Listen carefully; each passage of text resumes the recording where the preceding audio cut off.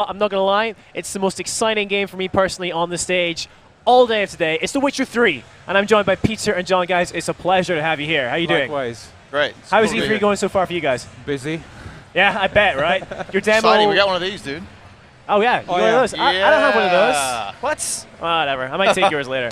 So, how did yesterday go then? It seemed like it was a great reception, but tell me how you thought it was. Yeah, it's going really great, man. People are coming out and they're really excited about it because we're showing the game behind, behind closed doors. The secret part of the game behind closed doors. So people coming out and they're really excited about it, and they're getting a lot of applause, man. They're really digging it.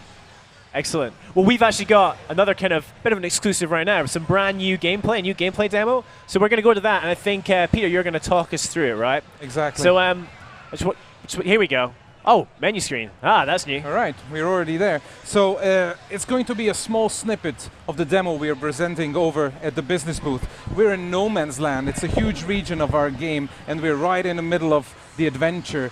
We got some information from a guy called Dijkstra that Geralt is looking for a certain person, an ashen-haired girl. I think it's pretty safe to talk about her. There's Ciri.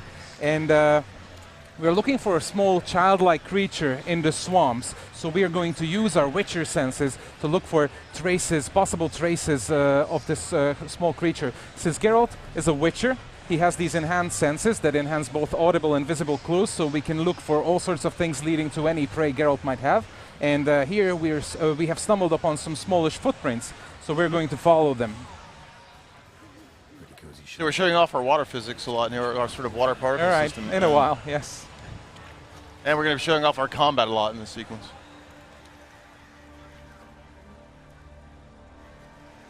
Johnny?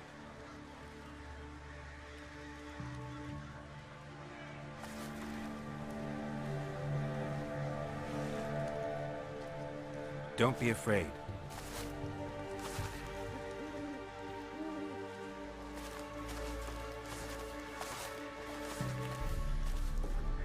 You're a Bucca? Ah, a godling. Not many of you left. I'm looking for a woman with ashen hair. Seen her? Tell me everything from the start. Where did you see her? What was she doing? It's important to me. Why not? Lost your voice? Can I help you somehow?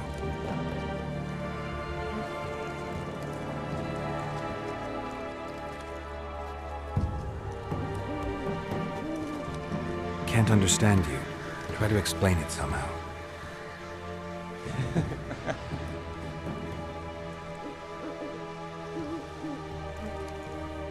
Want me to follow you? No choice, I guess.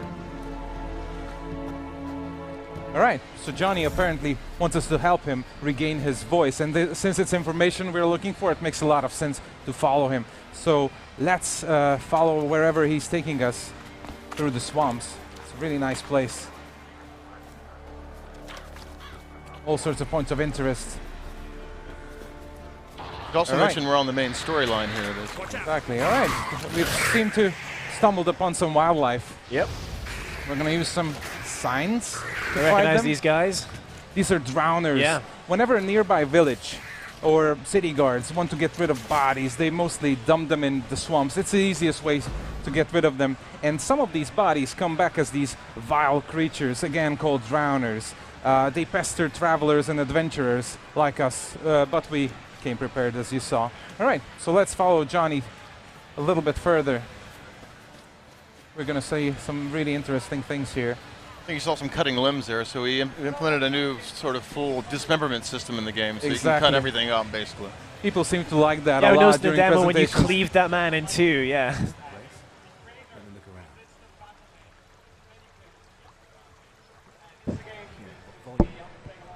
on the ledge. Something that'll get you your voice back.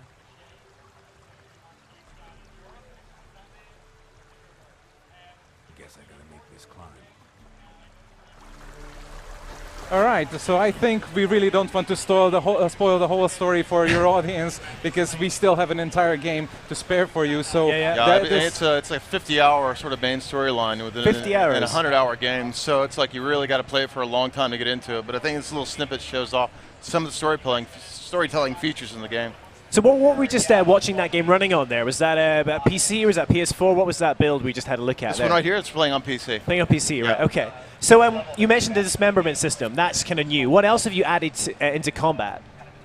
We have refined combat a lot. It's very, very tactical now, while being very casual, of course. This is a very welcoming system, just like the story. We would like to focus on welcoming and inviting as many new players as possible. You don't have to play any of the prequels to get engaged in the story, and the combat is likewise very, very approachable. So it's, you know, easy to learn, hard to master. There's a lot of depth to it. There's a bunch of combat animation that makes it really, really fluid. It's really enjoyable. There's a lot to do here. So is it similar to the combat in Witcher 2, or have you just tweaked it slightly? Or I mean, like, how similar are they? But it's been refined a lot. Okay, okay. But is there still that emphasis on countering and dodging around? Because I remember, for me, that's certainly only the best way I found a victory in many battles was to make sure I counted, to make sure I jumped out the way a lot. Is it still that kind of, you can't take many hits, you need to be careful about how you play? There's a bunch of that, and of course there's a lot of emphasis on sign usage, so it's a nice balance pacing between all the features we have in combat. We took the backward roll out of the game though now, so now it's just the dodging system, and there's a pretty advanced parry system as well in the game. Okay. We also noticed in the demo yesterday that Geralt can now jump. Finally, he can jump. So, what made you decide to give him a bit more agility? Is that just for kind of traversing around the world, we want really full immersion in the game. So you need to add the jump in, so because you can jump, you have obstacles you can jump around. So it's a pain to have to run around a fence or something like that. So full immersion requires full capability of the character, you know. And speaking of full immersion, I really want to ask you guys about the world of The Witcher 3. I mean, you've described it as an open world. So how open is it? I mean, is it like Skyrim, for example, where you can kind of wander anywhere, or is it in sections that are all connected, and within those sections? Very open. Very open. What you see is explorable, really. If you see something you like, you can just go there and check it out. There's no digital limits. This is why we introduced jumping, of course. We really didn't want any digital, artificial barriers to Geralt's exploration, so you can go basically almost anywhere. It's like 35 times bigger than The Witcher 2, I think, in terms of size. There are 3 big regions in the game, and everything's contiguous. We just measured some sizes of the land recently, and to gallop on horseback, full gallop from the north to the south of No Man's Land and Novigrad, it takes about, 20 minutes. Like full speed, fastest speed available. It's pretty huge. And does it take place across kind of quite different environments? Because obviously we saw the kind of lush, kind of wooded area there. Does it vary? Are there swampy areas? Are there snowy areas even? Yeah, there's 3 main regions of the game. We've got this area called Skellige, and it's kind of based on Scandinavian mythology and Nordic mythology. Okay. But it's fjords and islands and stuff. That's where you use the boat a lot. We've got No Man's Land, which is kind of a desolate space, more based on Slavic myth. Ravaged by war and famine, as we told. It's really downtrodden, yet interesting and mysterious and dark. And we have Novigrad, of course, the city that you might have seen. It's really huge, and it's inspired by medieval Amsterdam. Yeah. So it's a city, and all the surrounding areas of the city, but it's a massive, 8 by 8 kilometer area, basically. How about the story and the interplay of choosing your quests? Because that was one of in The Witcher 2, you were always on your single player narrative, but then along the way you could kind of pick and choose which additional things you did. Is it the same in The Witcher 3, or is it more open? Can you kind of just do anything at any time? How does that work? No, I mean there's a really important main storyline, but you can approach it from a lot of different ways. So it feels very non-linear, and it's very lateral. So you might have different plot paths going along the game, but you can move across them laterally in a way. This is why we introduced the open world, basically. We like to say we want to give room to explore the story, and it required a massive open world. So the solutions are not only dialogue choices like, I want to help you, I'm not going to help you, I'm going to enter the city from this direction, and that alters and modifies and affects a lot of things, and so on. And you can always jump off a quest and go do some open world stuff. Fantastic. So you mentioned there's boats. I mean, how does that work in with the way you traverse the world? I mean, being able to use boats, how does that kind of work in with how you adventure around yeah, the well, world. you know, in the world, we have fast travel systems, so you can actually fast travel around, but you need to explore the areas and unlock these sort of fast travel points. So in Skellige, since there's lots of islands and offshore things, you got to take the boat out there to actually find out where to go, and and quest out there or monster hunt out there. Then you unlock it and you can fast travel back or fast travel there. So the boat is it's a means of navigation and means of travel first and foremost. There's also a horse, and you can scale cliffs. So basically, what we're saying is everything you can see in the game, you can actually go to. So you need a way to get there. There's also underwater. So it's tons of ways. So loads of ways to get around. Now, one of my favorite things about The Witcher 2 was that it was challenging, and it didn't feel like, even though the production values were incredibly high, it was very slick. It didn't feel like most other games. The way I thought about it was like, you go and see a really great, like, say, Swedish cinema film. It's equally as high production value as Hollywood, but it just feels different. Are you aware of that kind of? It doesn't feel like a West, like an American game or a British game or whatever. Of course. And are you aware of trying to keep that and maintain that? Yeah. Of course, this is a lucky thing that we are situated in Poland, because we are inspired by Slavic mythology a lot, and it's kind of related to European mainstream, of course, but it has a lot of unique approaches. So that affects story, that affects sounds, the music we're using, all the characters, the monsters and beasts, Geralt's reactions, dialogue, and everything. So you're really getting a one-of-a-kind experience in the game. Yeah, I think Slavic myth is kind of alien to us Americans, so it does feel different when you play it, because you've heard fairy tales told from different perspective, and then this is completely something we never actually experienced when we were growing up. So it's a completely new feeling for players, I think, which is cool. Now, one of the bits I really enjoyed in The Witcher 2, and one of the facets of Geralt being a Witcher, is the idea of monster hunting.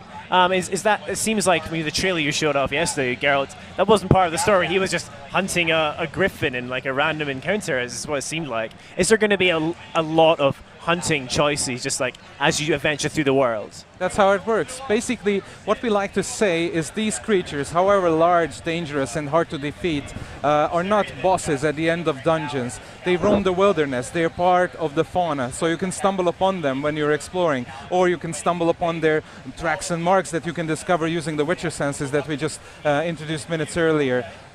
You can hear local gossip in villages that a large creature is taking livestock and all sorts of things. So there are many, many ways to pick these up. It's not. It doesn't feel artificial at all.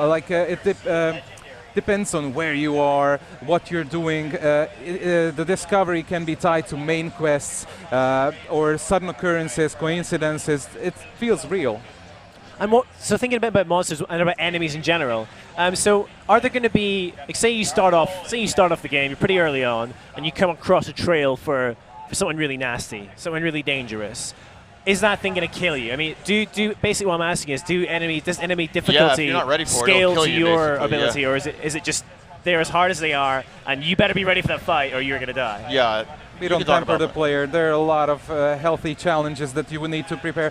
Basically, it's part of being a Witcher, part of the previous games, and we like to maintain that heritage, that there's a lot of preparation and planning ahead. There are a lot of features supporting that kind of an approach to plan the things, to prepare with concoctions, all sorts of potions, scouting around, discovery, and so on. So we still have that. Fantastic. Are you guys gonna? Because what I liked as well is when you did the newer version of The Witcher 2, and you included that kind of combat training arena system. Is that going to be something you bring back, maybe, or is that going to be? No, we're not doing the arena in this one. Not doing the arena. That's all going to be incorporated into it already, perhaps. Yeah. Okay. Arena was cool, but we're just not planning to do it. And then for Witcher 2, it's something we added afterwards as well. So. Maybe we'll find reason to add an arena if people ask for it and love it. Maybe we'll do it. Yeah.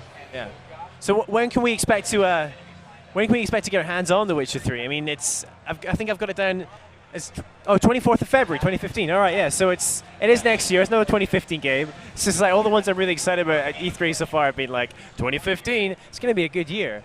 And it's going to be on what platforms again are we going to be able to play The Witcher 3 on? Sorry, what platforms are we going to be able to play Witcher 3 on? All major platforms: PC, PS4, Xbox One. Cool. Well, guys, thank you so much for coming on stage and for showing us some new gameplay and for talking about The Witcher 3. It's been a pleasure. Sorry, it's been a bit loud over here. Our other stage is too noisy. Danny, shh. He'll be quiet. It'll be fine. He is very loud. Thanks very much, man. Thanks, We're man. going to throw over now to, I think, a show floor. So let's go and find out what's been going on right on the show floor at E3.